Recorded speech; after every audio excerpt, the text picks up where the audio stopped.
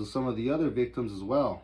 Fred Reynolds would end up dying of natural causes in January 2009. Another suspect, Lorenzo Montoya, he lived only 3 miles away from the burial site. In 2006, it was reported that there was dirt trails leading from his trailer all the way up to the burial site. He had previously been arrested twice for violently attacking women who worked the same trade as the victims. Some of Montoya's co-workers had reported that he was bragging about taking women up to the West Mesa.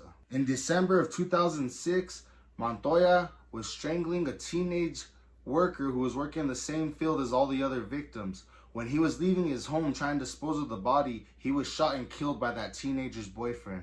After Montoya was killed, it seemed like all the West Mesa killings had just stopped. In August of 2010, police were searching a Missouri home of a Ron Irwin. They confiscated thousands of photos from the man who reported coming to Albuquerque every year for the state fair. Later on, police would report that they cleared Ron Irwin of any suspected doing. In December of 2010, convicted serial killer in Colorado, Scott Lee Kimball, would state that he is being investigated for the West Mesa killings, but he also stated that he denied doing any of the killings. Unfortunately, we may never know who did the West Mesa killings.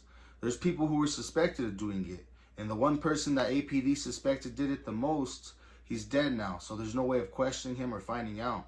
So unfortunately, none of the families will ever get any closure, and that's pretty sad. The only thing they can do is try to find more evidence, more bones or stuff like that. But may all the victims rest in peace. Prayers to their family and to their kids. I'm sure some of them had kids as well. And it's a really sad story, man. I wish it didn't end like this, but unfortunately, this is how it did. And maybe one day they'll find the suspect. But until then, APD will just have to keep looking.